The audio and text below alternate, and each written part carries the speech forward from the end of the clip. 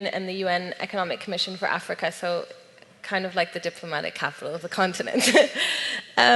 What I work on with CCAFS, which is the really long title, CGIAR Research Program on Climate Change, Agriculture, Food Security in East Africa, is building narratives for resilient food systems. It's the main livelihood and economy for the region. And I use writing stories, film, photography. I'm also part of Mangad Leso, which means Streets for People in Amharic, Ethiopia's official language, and it's a monthly open streets movement. We close about 15 kilometers in 7 locations of the city and open them exclusively for non-motorized mobility, cycling, skateboarding, walking, running, and just last week we won a spot in the city's 100 feature report in the section of air quality. Wow, congratulations. Thank you. And one more. Now her turn to ask me. Yeah. Please. Okay, so what is the role of UN Habitat in helping make the most vulnerable communities around the world more resilient and prepared for climate impacts? Thank you very much, Sabli. UN Habitat is formed almost 40 years ago. Its mandate given by the General Assembly or by the member state is to work with a program on human settlement.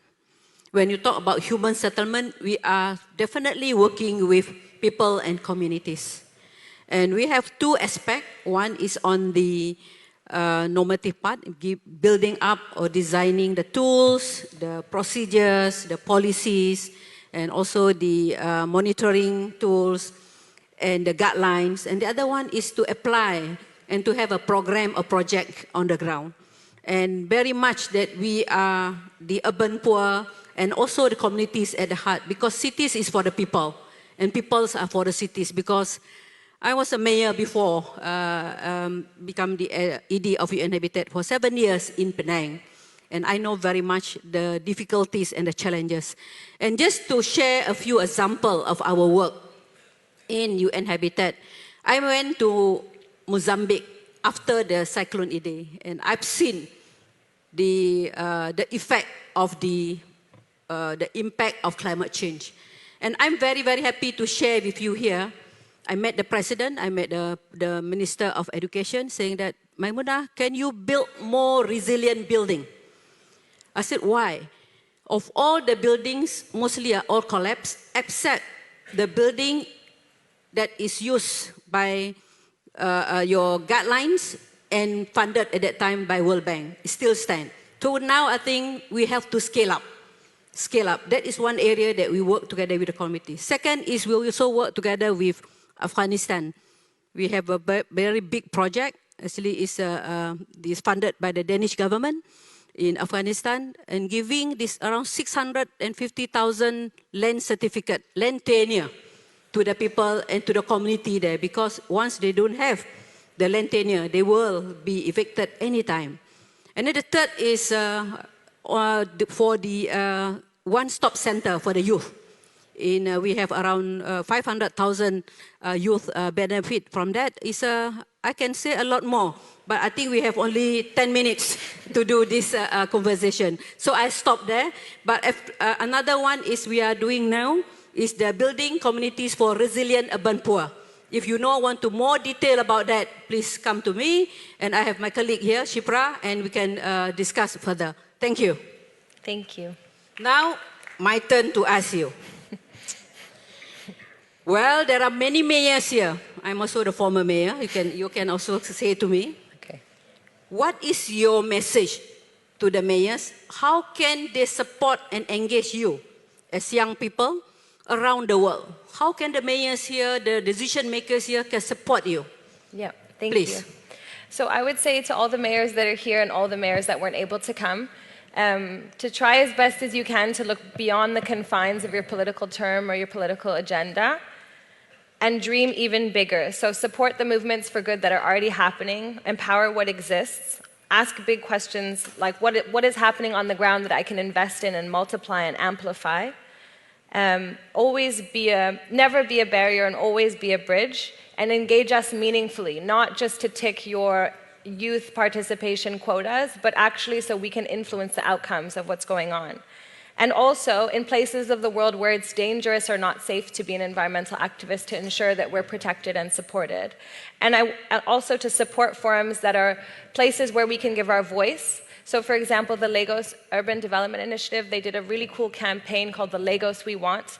And it was basically a youth manifesto of the city that they're dreaming about. And I think every city can benefit from having that happen in their territory. So basically, to be an enabler, a facilitator, and an amplifier, I think the biggest asset that we have as young people is we're not yet cynical. And that is an amazing, amazing thing that can be taken to dream even bigger. You heard that. The young people is not yet to be cynical. Yeah. So I hope that is to give you the enabling environment, yeah, for the young people. I'm also talking to reminding myself. No, and also to the mayors. Okay, over to you.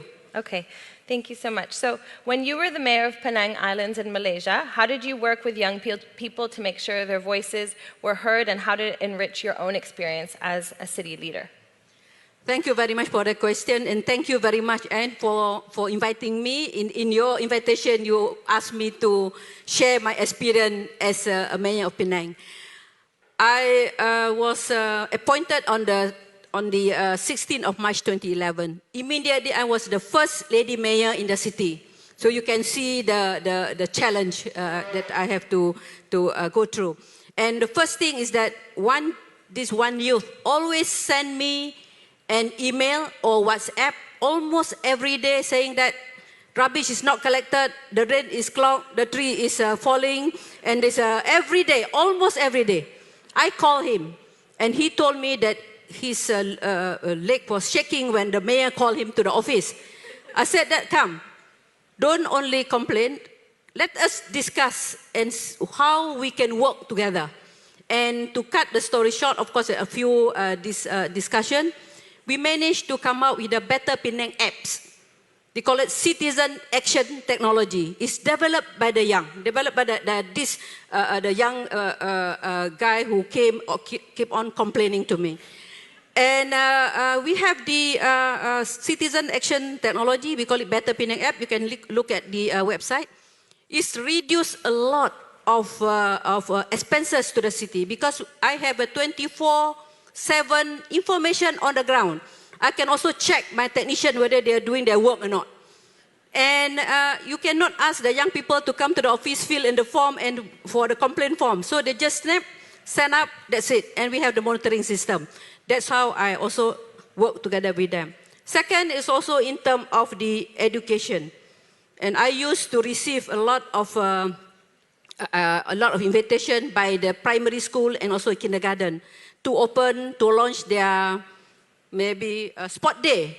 And my assistant said that, my personal assistant, why you want to go to the sport day for these people, for the young people? I said, that's the time when I give my speech, I put down all my ideas and also my goal for the cities. We start young from the education, that's second. Third, I look into my city was the first city at that time to have a gender-responsive participatory budgeting and gender-responsive participatory planning. So involve everybody, even including the young people. And we have also culture, where we bring in culture because music attracts the young people, yeah? Are you sure? Yeah, yes? We love music. Yeah, you love music. As do you. Yes, so we use, when I use music, I go together with the young people, I feel very young. So I use music, and they use Georgetown Festival, Butterworth Festival, and this is how we can inculcate and we can embark the ideas that the mayors would like to share. At the same time, we're also coming out with many of the activities like car free morning. We have the meeting together with them. So in the gender responsive participatory budgeting and planning, we involve all actors. So we would like to see, at that time, I put out cleaner, greener, safer, healthier, and happier Penang at that time. And they're still going on now to continue. So we only, Selby, we only 3 minutes left. So I think we better go to the next question. I have a long story to tell because 7 years. So involving the youth. So since we have no time, I end up with a principle of 4 Ps, public, private, people partnership, and principle of 3R, rethinking, reduce, reuse, and recycle at that time, and they use until now. Okay, over to you. I have to ask you. Okay, now the sheer scale of the climate crisis can sometimes feel overwhelming. What is actually keep you going? You can do other things other than this more interesting. Why climate change? Why you choose this line? Please tell to the mayors and all the participants here. Please, thank you. Thank you. Honestly, for me, my activism or my organizing or advocacy does not feel like a choice. I think that to do nothing would be to participate in my own demise. And I would like to live. I would like to live well and for the earth to live well and thrive. And for communities to do the same regardless of how much money they earn or where they come from. So that doesn't feel like an option. I think apathy is a choice, and I don't choose it. I choose to be engaged in what I do. And what inspires me is all the young people who are so much more aware than I was in my teens, that are striking from their schools, they're divesting their schools from fossil fuels, and they're embodying the urgency of the crisis in a way that's mobilizing so many millions of people. Also, I'm inspired by connections, so I'm part of the Global Shapers Addis Ababa Hub, and we launched a campaign to ban plastic bags in the country. And when we did that, we brought so many different environmental justice pioneers from the city together. We have universities that are leading composting schemes. There's an organization of deaf people making plastic alternatives. There's the open streets. There's river restoration. And so I think a big thing is going beyond who you think is your conventional ally, and also using stories, because that's how you inspire people beyond your very small niche. So in the open streets, we have artists, we have city officials, and everyone is taking up the streets without cars together. So I think it's also important to celebrate small victories and big victories, and to say once again, we're here in this moment. We're not here to participate in our own destruction. We're here to participate in our survival, and more than that, in thriving. Oh. Thank you. Wow. Wow. 1 minute. Very, very inspiring. Thank you. And I think all of us here should give another clap to her. And to you, and to you.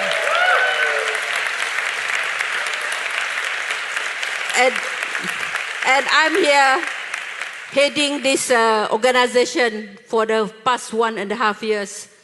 And with my limited experience as a mayor and as an urban planner, I think all of us here, my colleagues, all the mayors and the decision makers, we want to do something. We want to act now. We already have many, many declarations. Let's turn it into declare action. Not more declaration, declare action. I think that is important. And second is that we don't have time anymore. We don't know what happened after this next second. So I think whatever that we do, start from now and brief individually to change ourselves, our behavior, and our pattern of consumption and production, and also to the higher level, change the policy, whatever that is not working. And we have to do a lot of rethinking. I think now, since it's already red, 0.00, otherwise we can have more. But anyway, thank you very much. And I hope that we can get a lot of things from C40. Thank you.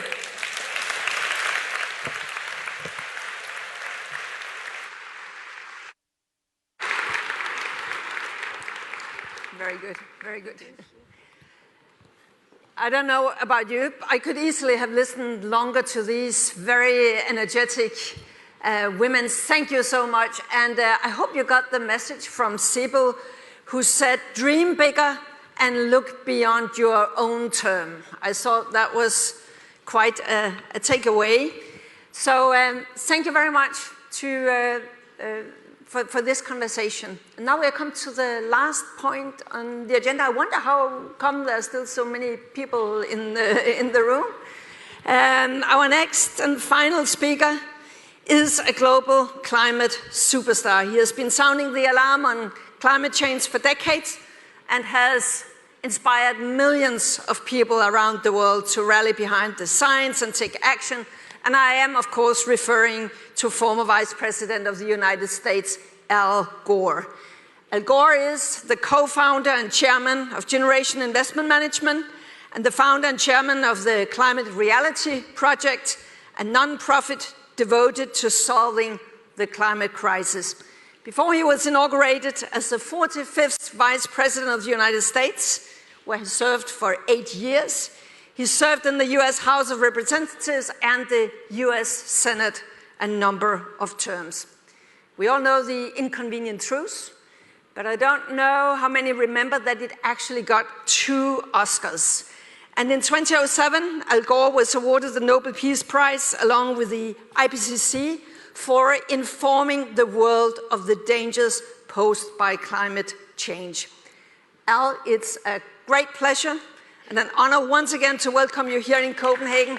I know it will be great, but I only have one concern, because the organizers have given you only 10 minutes. I'm so thrilled to see how you'll manage that. Please, welcome. Good to see you. Good to see you. Hi.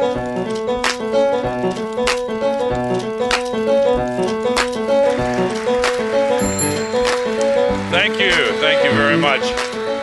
And thank you, Connie, for your very warm words and for your outstanding service as the European Commissioner for Climate and in the other positions you have held. I want to also acknowledge with gratitude David Miller, Director of International Diplomacy for the C40, who I knew when he was the mayor of Toronto. And I don't know who's here now and who's not, but I want to acknowledge Eric Garcetti, your incoming chair, who is a wonderful friend, and Hidalgo, your outgoing chair, who is also a wonderful friend, and Mike Bloomberg, who has done such wonderful work with this organization and many others. Steve Mills, you may not know, but he is with me here with the Climate Reality Project. And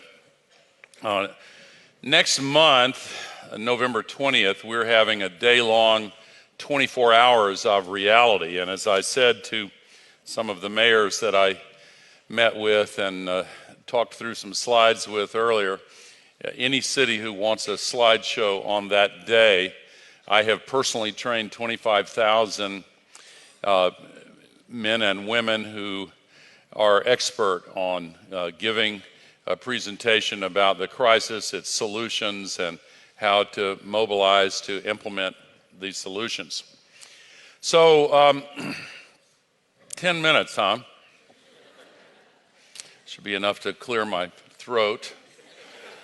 But actually at this point, there are only 3 questions that remain to be discussed where the climate crisis is concerned. Must we change? Can we change? Will we change? I'll present a little bit of evidence to support the answer to each one of those questions. Here's the spoiler alert. This crisis is way worse than almost anyone realizes. It is way worse. And it is getting worse still way more quickly than most people realize. You know, the scientists have done such an amazing job. They're so dedicated. They don't get paid for this. Thousands of them from around the world have just done an incredible job. They are culturally conservative. Not conservative in a political sense, though some of them are, some of them aren't. But when I say culturally conservative, here's what I mean.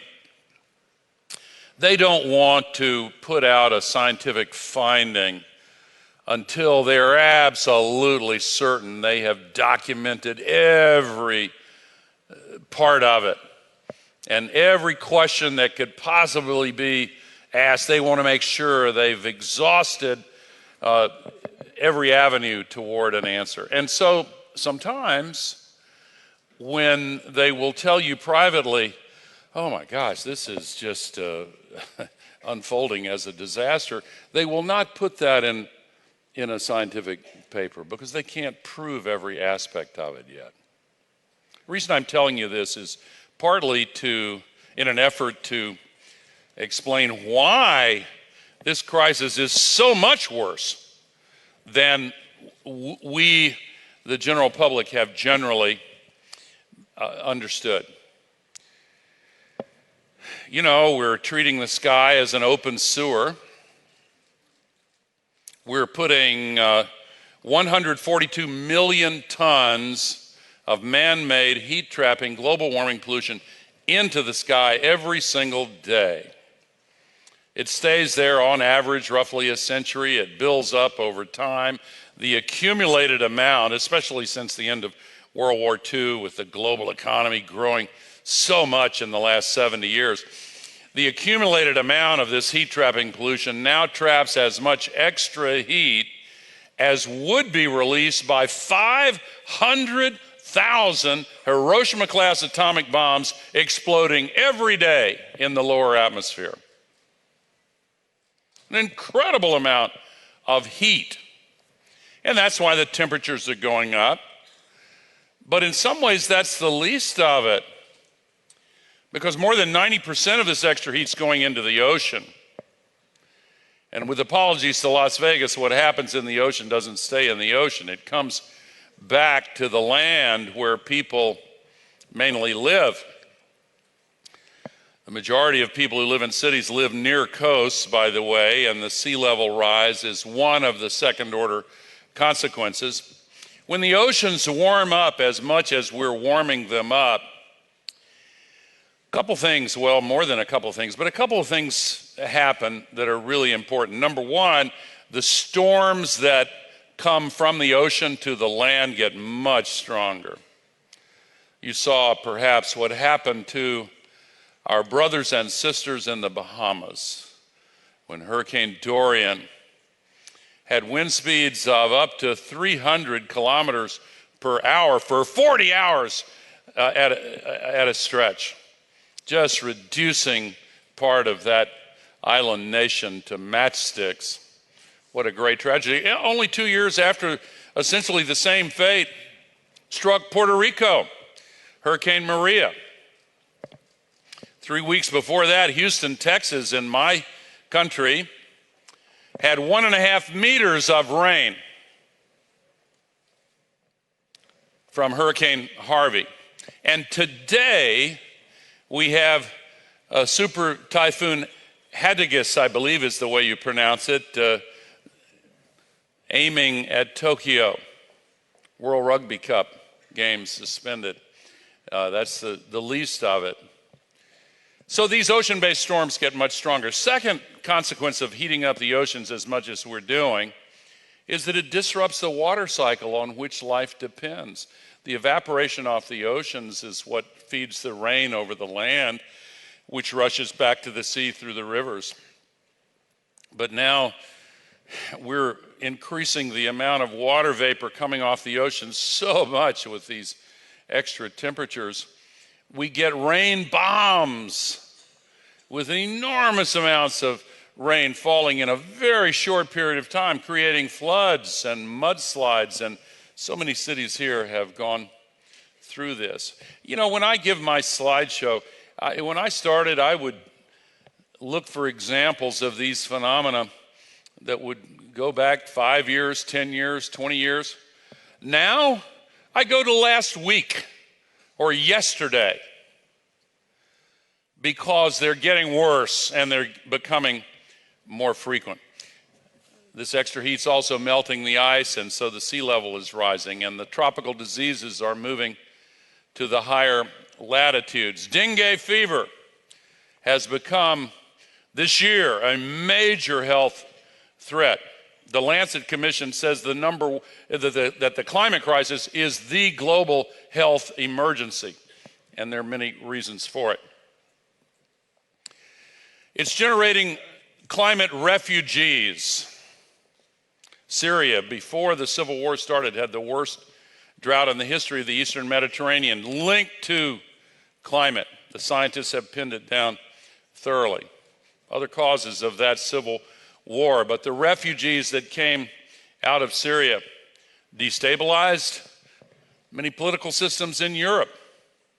Even Brexit, where the UK is about to shoot itself in both feet, it's pathetic.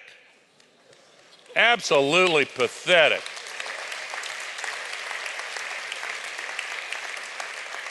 I'm not a UK citizen, but boy, I don't know why they don't have another referendum, because the people, they realize now, a whole bunch of them, they're not going to vote for that again. But anyway, they were stampeded.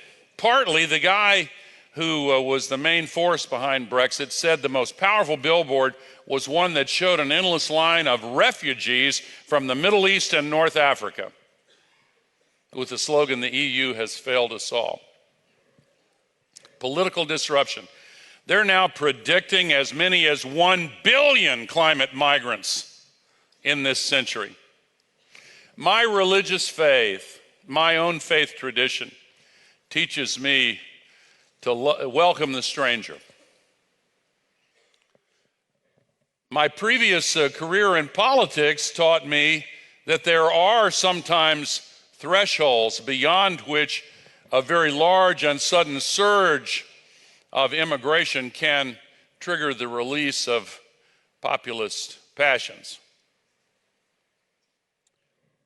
So I could go on with the list of consequences that illustrate the answer to that first question. Must we change? Yes, we have to change. This is our generation's life or death battle. Think back through the histories of the cities represented here and the nations they are found in, times in the past where heroism made the difference in a crucial battle that defined history. The whole world is facing just those circumstances right now. Is the generation of people alive today made up of moral cowards? Are we really so easily manipulated into lethargic complacency by an organized campaign by polluters purchased and paid for by the polluters who are the principal source of this global warming pollution, to pull the wool over our eyes, to deceive us, to cause us to disbelieve what we can see with our own eyes?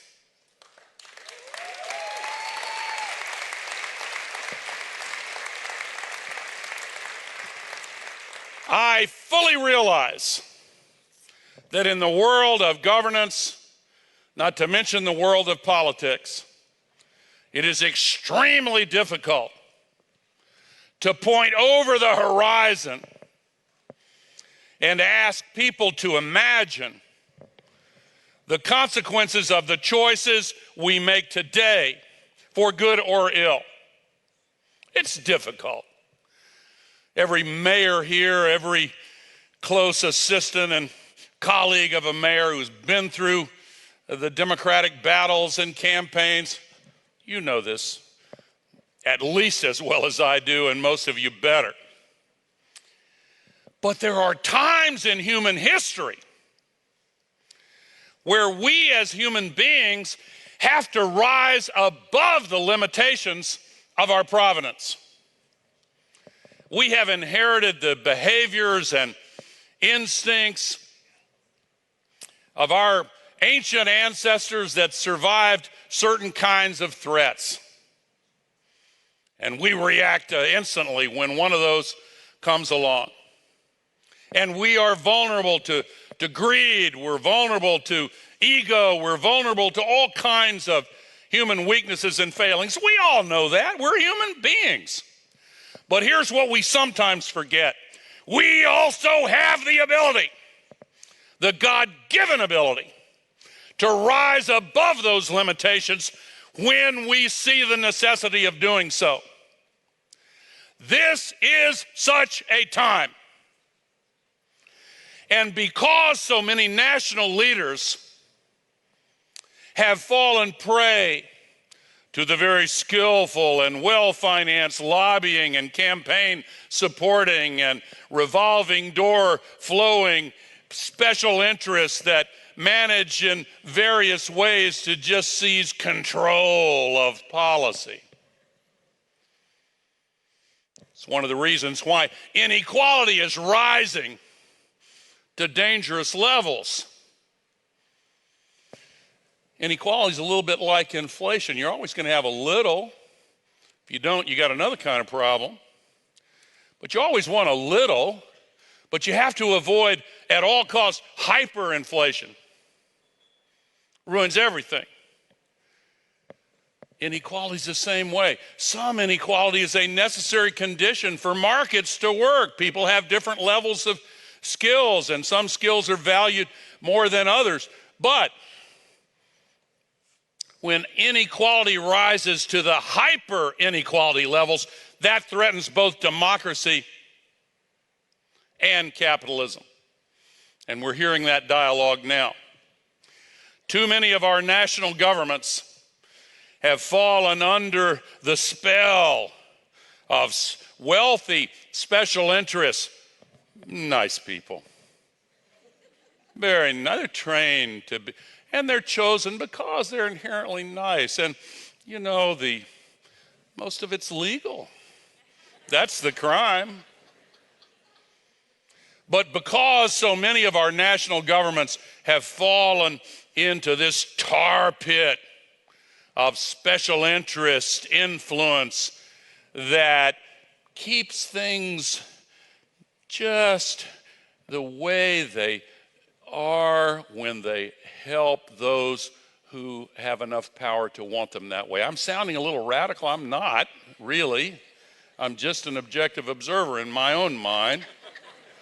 But because of what's happened to so many of our national governments, mayors are on the front line now. You don't have the luxury of just hanging out with, now there's some cities that the property developers are pretty influential. I get all that. Okay, but by and large, mayors are closer to the people. You don't have the luxury of just going away and reading reports about what's going on. You run into your constituents every single day. Maybe that's the reason why mayors have been providing such outstanding leadership. A lot of this is up to you. We need you. I'm not here just to give you a speech. I'm here to recruit you. We need your help. The world needs your help. The next generation needs your help. And the young people are saying in ever louder, more poignant, more persuasive, more passionate terms that they depend upon us to do the right thing. Okay, so second question is, can we change? Here's the good news. We have had an absolutely spectacular emergence of new technologies that don't pollute and can replace most of the heavily polluting technologies that have gotten us into this. 5 years ago, before the Paris Agreement, electricity produced by solar and wind was cheaper than electricity produced by new coal and gas plants in 1% of the world. 1%. 5 years later, today, electricity from solar and wind is cheaper than electricity from new fossil fuel plants in 2/3 of the world. 5 years from now, that will be true in 100% of the world. You know, we got used to hearing about how computer chips would come down in cost and keep going down, and mobile phones and, you know, flat screen TVs.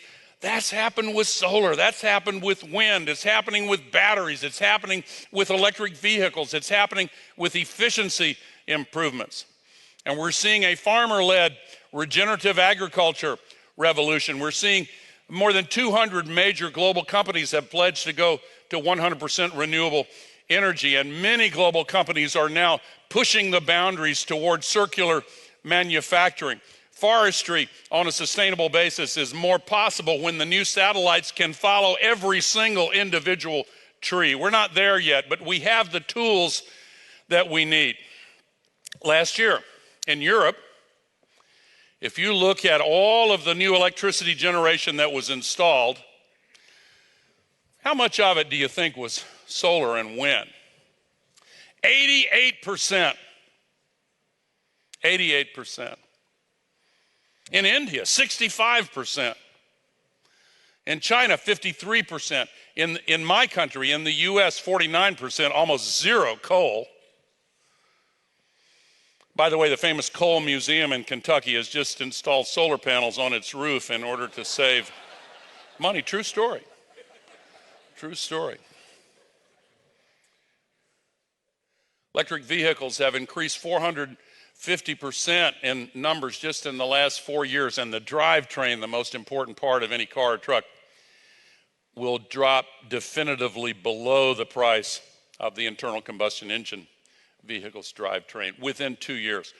This is happening as well. Batteries. So we can do this.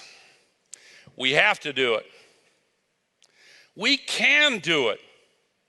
And as we do it, we can create jobs. Let me tell you another quick story about my country. What's the fastest growing job in the United States of America? Solar installer.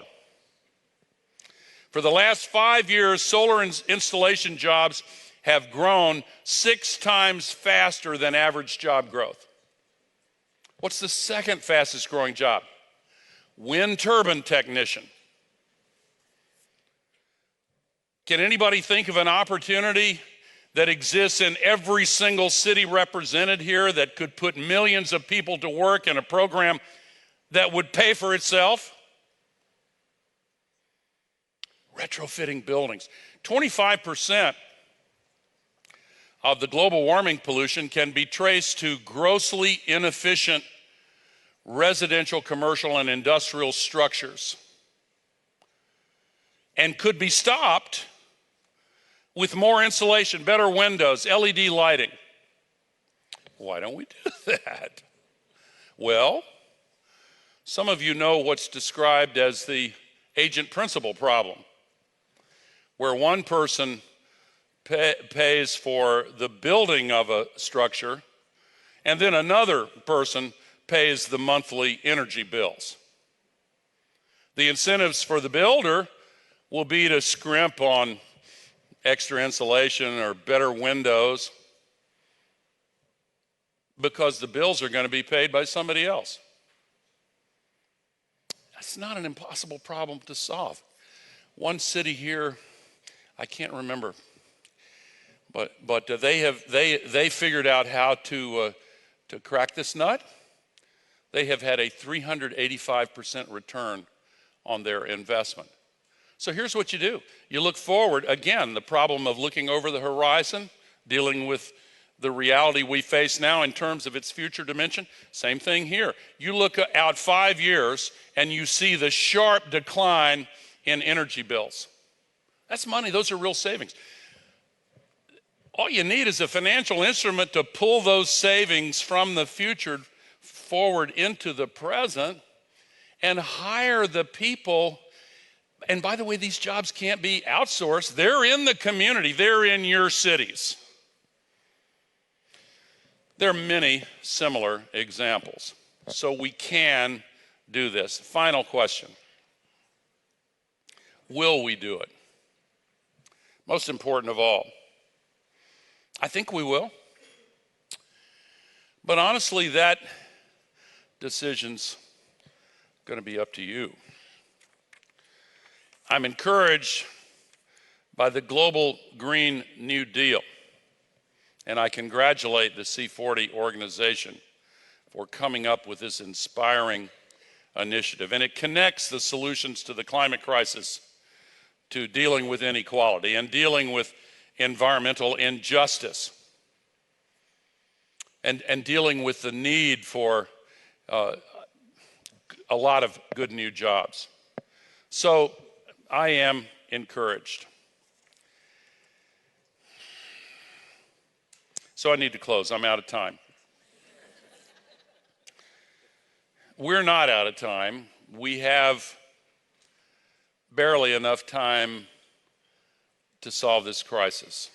What does solving it mean? Some damage has been done. Regrettably, some of the damage that has been done is not recoverable. We have to be honest about that. Regrettably, there will be more damage before we turn the corner. But we still have the ability to prevent the civilization-ending catastrophic harm that the scientists have warned us about. And since the scientists were absolutely 100% right in what they warned us about 20 years ago and 10 years ago and 5 years ago, shouldn't that cause us to pay more attention now to what they're telling us will happen 5 years from now, 10 years from now, 20 years from now? We should listen to them.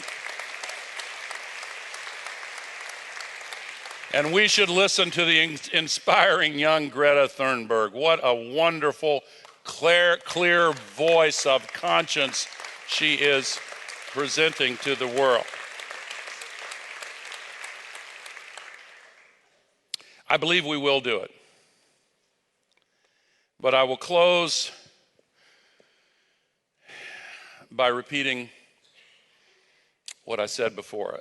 I really, if I had the ability to transfer from the feelings that I have in my heart to yours, I know it sounds corny, I just don't know how to do it. I try.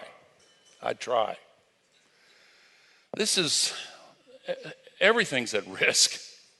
And if we decide that this is the moment and we are the ones to solve this crisis, what joy there is in turning your hands to work that justifies pouring every bit of creativity and innovation that mayors are so great at, and energy to solve this crisis. And looking over the horizon one final time, it's not that hard to imagine 40 years from now, the generation that comes of age then, if they live in a dystopian world that is filled with the horrors the scientists are warning us about, if there are 1 billion climate refugees destabilizing governance, leading to a Mad Max kind of governance in some areas of the world, if cities are shut down with no drinking water in many geographies, if droughts are damaging the food supplies and the underground water supplies, if new diseases are ravaging populations, worst of all, if that generation feels despair instead of hope and looks at their own children and feels grief that their lives will be worse still, they would be fully justified in looking back at us in our time and asking, what in the hell were you thinking? How could you have failed to act? Didn't you hear the scientists? Didn't you watch the television news every night with the floods and droughts and all the rest? What were you thinking? Were you watching TV too much? What was it? On the other hand, if that generation finds themselves in a world that is animated by a spirit of renewal and hope and optimism, with all of the polluting activities being displaced by clean, new, efficient technologies that are creating millions of new jobs and filling them with hope, if the air is getting cleaner and air pollution is not as bad and the waters are being cleaned up and they feel hope in their hearts and they look at their children and think, thank God it's going to be better still when they grow up.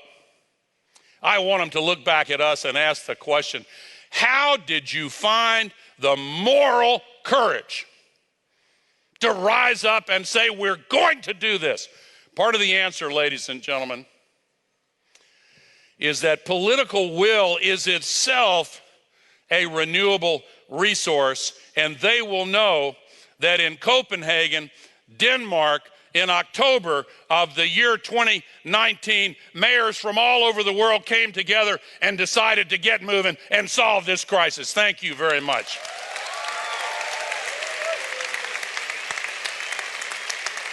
Thank you.